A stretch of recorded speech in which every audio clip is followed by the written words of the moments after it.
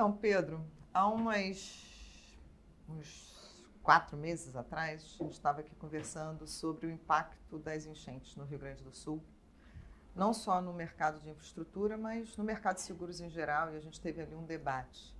Passado todo esse tempo, acho que as seguradoras já estão fazendo as suas indenizações. O que esse evento climático no Sul afetou a área de infraestrutura especificamente com os sinistros que ocorreram? Eu acho que ele afetou, primeiramente, né? Tudo bom, Carla? Eu acho que ele afetou diretamente e indiretamente, né? Muito nosso país por um todo, não só o estado do Sul. E agora a gente já tem um pouquinho mais de evolução, né? Acho que quando a gente falou há 4 meses atrás, foi logo que tinha acontecido a catástrofe, a gente estava entendendo um pouco como é que o mercado ia funcionar, como é que estavam as pessoas, né? A gente ainda estava muito preocupado, a gente ainda estava com o sinistro, na verdade, acontecendo, né? A ocorrência eles ainda não tinham acabado. E hoje a gente vê uma movimentação, primeiro, eu acho que das empresas concessionárias, tanto a força privada quanto a força pública, se movimentaram de maneira recorde. Então, acho que foi um trabalho muito bacana realizado. Conseguiram fazer a limpeza das estradas em tempo recorde, liberando os pontos para conseguirem chegar às ajudas humanitárias, alimentos, águas, que são de importantíssima, né, para essa população. Com isso, a gente começou a ter, né, acho que os acionamentos dos seguros, as regulagens, entender um pouquinho, né, dos sinistros e até as perdas. Eu não vou ter assim um número de cabeça, mas a gente teve mais de 10 pontos obra-de-arte que foram perdas totais, a gente teve várias rodovias também. E acho que é até interessante porque ela acabou despertando aí uma discussão que eu acho que é mais um kick-off, um ponto de partida que nós todos aqui temos de reflexão, que é sobre, né, como é que agora a gente vai fazer essa reconstrução. E a gente vem dado muito, né, a gente vem lidando com eventos climáticos, que eles são sempre dados como extraordinários, mas eles estão virando ordinários. Então, toda vez a gente abre um jornal e fala, maior enchente da história, a maior, então, né, como é que nós agora vamos começar a nos preocupar com esses eventos extraordinários virando ordinários, né? Não só no Brasil, como a gente pode acompanhar na Espanha, que aconteceu em Valência, como a gente pode acompanhar nos Estados Unidos. São diferentes tipos, né? Mas as catástrofes são gigantescas e acabam afetando toda a população do país. E a gente vê assim que é interessante, né? Quando a gente traz para o nosso universo, Rio Grande do Sul, no estado, o seguro, né, ele tem como regra básica ele não trazer uma melhoria de projeto, ele não ter uma mudança de projeto, ele tem que reconstruir o bem na maneira que ele estava. Então, isso, né, quando a gente traz o Rio Grande do Sul, poxa, a gente vai passar a estrada e a gente vai fazer a ponte da maneira que ela está, sabendo que a gente está exposto ali clinicamente. Então, eu acho que surge uma discussão, né, de como que a gente vai regular isso e, na verdade, que o Estado e a concessionária, na verdade, né, que é o poder privado que estão à frente desse negócio, vão lidar com esse problema. Porque reconstruir da maneira que estava no Sul está fadado ao fracasso. Eu acho que a gente já passou no Rio Grande do Sul, em 1941, uma grande enchente, que se você for lá na cidade, tem as marcas ainda na parede de quanto que subiu a água. E essa que foi nesse ano, passaram 3 metros. Então, é assim, é uma loucura, né? E todo mundo que olhava e falou, nossa, isso aqui em 41 jamais vai acontecer de novo. E, infelizmente, a gente se deparou com uma pior. Então, acho que a gente está num ponto de reflexão, né, de entender como é que a gente consegue solucionar esses problemas do lado dos seguros. Né? Hoje, os contratos de seguros são pautados pelos resseguros, então acho que são seguros internacionais. Então, acho que vale muito uma discussão também com o mercado lá de fora. São tipos diferentes de eventos. Então, se a gente for comparar Estados Unidos, que é Katrina, né, a gente vai pegar grandes furacões, e isso são a previsibilidade, né, quando a gente vai montar a matriz, ela é complexa. Você não vai mudar uma rodovia, o traçado de uma rodovia, do jeito que um furacão ele entra num país. Agora, no Rio Grande do Sul, o rio está lá, né? Então, requer uma mudança de traçado de rodovia, né? Como é que a gente consegue tratar isso aqui dentro do nosso mercado, né? Acho que como é que a gente consegue trazer essa discussão um pouquinho para a gente também ter essa segurança para eventos climáticos extraordinários, aonde a gente consiga trazer a seguradora para mais próximo do mercado, tanto privado quanto estatal, para a gente proteger também desse risco. Porque ele é um risco iminente. Eu acho que agora essas provocações que aconteceram no Rio Grande do Sul, elas começam a trazer um pouquinho mais estudos de matriz de risco sobre os eventos climáticos, né? Então, no Rio Grande do Sul, a gente teve uma fábrica, grande fábrica de uma marca de bebidas, que ficou 6 meses parada. E o problema dessa fábrica é que não tem aonde colocar ela novamente. E os financiadores agora estão começando a pedir no questionário de financiamento, quando você vai fazer uma expansão, olha, se por acaso acontecer um desastre total, onde é que você consegue reinstalar essa fábrica? São perguntas que eram tão fora do nosso cotidiano que agora elas começam a surgir, infelizmente, mas estudos que a gente começa a pensar. Eu acho que é uma provocação aqui para os corretores e para as seguradoras, de como que a gente vai acompanhar, né? Porque essa metodologia nossa, a gente ainda está trazendo os eventos extraordinários como se eles acontecessem no período de recorrência de 100 anos. E é o que a gente vê que não está. O próprio Rio Grande do Sul, 1 ano antes, já teve um alagamento que foi numa vila, que agora esqueci o nome, que ela foi totalmente. E eles viram esse problema e falaram, não, isso aqui não vai acontecer de novo. E 1 ano depois aconteceu, né? Porque essa se acontecer vai demorar muitos anos. Então, acho que a gente está lidando com os eventos climáticos agora de uma maneira que ela deve ser mais séria. Então, a gente vai ter mais estudos mais embasados. Agora, o que nós vamos fazer com esses estudos? Eu acho que nós, corretores aqui, temos que provocar um pouco o mercado lá de fora, falando, olha, a gente gerou mais estudos, nós estamos mais preocupados. O que a gente pode fazer para proteger? Como que nós vamos nos preocupar de eventos catastróficos e quando acontecerem ganho de perdas de cidades, quarteirões, que nem foram acontecendo no Rio Grande do Sul, que a gente consiga reconstruir e de uma maneira que a gente possa alterar o nosso projeto e não ferir a indenização securitária. Então, acho que quando a gente fazendo um balanço, como sempre, a gente está sempre aprendendo a cada sinistro. Acho que, né, é uma evolução aqui. A gente da Gallagher, toda hora, a gente fica olhando, se deparando e vendo cada ponto que a gente precisa entender um pouquinho melhor. E eu acho que vai ser mais uma escola para a gente entender essa mudança climática que está acontecendo no planeta, como que nós vamos trazer a seguradora para mais próximo disso e o que a gente precisa fazer que o nosso cliente se prepare melhor. Quais será que é as matrizes de risco mais focadas para climáticos? O que o mercado lá de fora quer ver? Então, acho que aqui na Gallagher a gente vai se preparar para isso.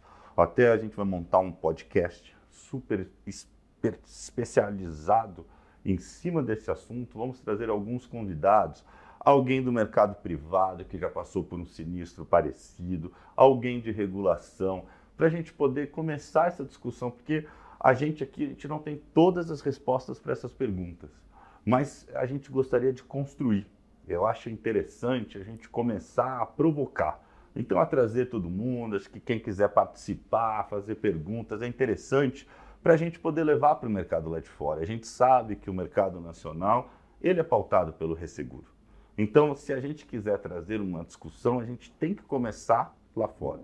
E aí eu acho que a melhor maneira é a gente sentar junto, discutir um pouco, ver o que deu certo, o que não deu certo e como que a gente pode se proteger e precaver para quando acontecer uma catástrofe do nível que aconteceu no Rio Grande do Sul, a gente poder ter o apoio de 100% das seguradoras e poder reconstruir as nossas estradas e rodovias da maneira mais segura para a população. Agora eu vou te fazer uma provocação com relação ao resseguro. Como você falou, há 100 anos atrás a gente não tinha essas questões climáticas. O Brasil não era considerado um país de catástrofe, né? Como a gente tem algum... Aí eu estou falando de terremoto no Chile, Sim. enfim. O Brasil tinha lá suas enchentes, né? O Rio de Janeiro, algumas ali nas águas de março. Hoje o Brasil é considerado um país de catástrofe ou ainda não? Assim, para os resseguradores, pela tua experiência. Ainda não, mas eu acho que deveria começar a ser. A gente teve, né, no litoral paulista, né, se a gente for pegar o que aconteceu em Juqueí, a Praia da Baleia, que caiu o morro inteiro, né, acho que na própria Barra do Saí, onde é a aldeia do Saí, caiu com vítimas, né, então assim, ali a gente já não estava preparado. Então, o que acontece, né? Hoje, a gente tem no Brasil muita ocupação irregular. Quando a gente tem ocupação irregular, a gente tem a limpeza da montanha das costas. E com isso, a gente tira as árvores. As árvores, as raízes das árvores, elas que dão a sustentação para a montanha. Na hora que eu tiro essas árvores e eu coloco casas ali, essa montanha ela perde a sustentação. Então, quando acontece uma grande chuva, ela desliza. Foi o que aconteceu em Petrópolis também, né? Exatamente. Então, eu acho que é um ponto, né, que a gente vem e tem que andar muito junto, por isso que quem tem que puxar essa discussão é o governo, que vem sobre ocupações irregulares, sobre os nossos estudos climáticos, sobre essas mudanças. Eu acho que é um movimento que a sociedade tem que começar a provocar e cobrar mais os seus governantes a respeito disso. Né, de como que a gente consegue ter uma fiscalização melhor, como que a gente consegue ter pessoas mais especialistas e estudadas, focadas nesses assuntos, e a gente conseguir se preparar, porque eu acho que hoje eu vejo que a gente está sempre colando um band-aid numa sangria desatada. Né? É aquela coisa, né, do remédio que a gente está sempre, ao invés de tomando um remédio para precaução, a gente toma exatamente quando a gente já teve problema. E eu acredito que, infelizmente, aconteceu esse grande desastre no Rio Grande do Sul, mas a gente tem que pegar o que vai vir de bom disso. Então, é pegar essa aprendizagem e realmente aplicar. É usar desse tempo agora que esse assunto está em loco, para não deixar ele esquecido no meio de outras coisas e a gente só relembrar isso daqui a alguns anos, quando houver outro evento, né? Eu escutei também muito da CNSEG que, apesar das casas, aí falando um pouco da parte de pessoa física, né? Muita gente que tinha o próprio seguro residencial, mas não tinha cobertura de alagamento e inundação. Então, não houve a indenização securitária, quer dizer, eu não sei nem se houve um fundo para isso que indenizou. Mas... Isso teve bastante também, né, a falta da cobertura de alagamento, não só em casas, também como a má dimensão da contratação do limite de alagamento para as empresas. Então, teve muita empresa que tinha estoque de 40 milhões e tinha um limite de alagamento de 10. E como é uma catástrofe dessas extraordinárias, você nunca imagina, né, um sinistro dessa proporção, onde ficou 3 metros de água e uma perda total. Isso realmente, eu acho que é aquela história um pouco de você ter um corretor que consiga também, né, te avisar, te alertar e te colocar sobre esses limites, porque até uma coisa, né, se você for ver, ele não é uma cobertura cara. É uma questão só de cuidado. Porque você tem uma cobertura de 30 milhões de alagamento para uma cobertura de 50, não é algo que vai colocar o seu seguro 20% mais caro do prêmio que você já está pagando. Vira um pouco, né, da gente conseguir, que é o que a gente sempre fala, é conseguir fazer uma pólice adequada para o teu risco.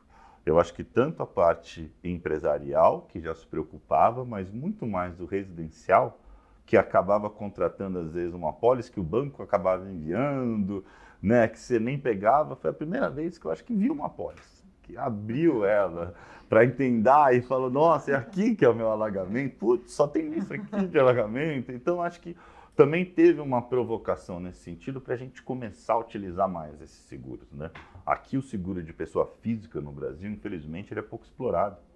né? Se a gente pegar a Europa, se a gente for para os Estados Unidos, todo mundo tem seguro de RC na pessoa física. De danos que eu cause, eu sozinho causei um dano a um terceiro, é uma coisa corriqueira, é normal. Aqui a gente ainda está começando a trazer um pouco essa mentalidade da preocupação, né, dos nossos riscos. Então, eu acho que também cria-se um pouco mais de consciência sobre a importância de você ter uma apólice de seguro para a tua casa, né, e você ter a aderência do que você tem dentro da tua casa estar declarado dentro da sua apólice. Né? Porque não adianta a gente ter uma apólice de seguro e não declarar os bens que na nossa casa estão, porque senão também ela não vai funcionar. E isso dá uma frustração de não ter sinistro e você acha que a seguradora não paga, ou que a seguradora não pagou. E aí, né, a gente vai ter, porque não adianta ter seguro, porque a seguradora não paga, e acaba criando essa cultura negativa sobre o mercado. Eu acho que é muito nosso papel aqui demonstrar isso que está errado. A gente precisa contratar, e se a gente contratar direito, a gente consegue as indenizações. Eu acho que trazendo um pouco o Sul de volta como modelo, se você pegar as indenizações das seguradoras, elas foram feitas em tempo recorde, regularizações em tempo recorde. Então, teve seguradoras que pagaram casas em 10 dias, que entraram com um pedido de sinistro. Então, a gente teve uma demanda das seguradoras querendo, sim, né, fazer os pagamentos sinistros, querendo apoiar, mas elas também são empresas que têm que seguir as regras que estão dispostas dentro das apólices emitidas. Então, acho que tem que ter esse cuidado, mas vale uma conscientização, tá? Até da nossa parte de pessoa física. A gente também tem aqui, né, nossa Gallagher Win, onde a gente tem aí nosso Instagram. A gente também provoca um pouco nesse sentido, porque eu acho que faz parte, acho que, do nosso trabalho como corretor, colocar nessa hora que o assunto está mais em loco, né, como que a gente foge disso? Porque não adianta a gente chegar depois, né? Acho que a história do seguro é a gente chegar antes. Eu gosto daquele cliente que fala, olha, eu nunca tive uma perda aqui. Ótimo, porque é assim que tem que ser.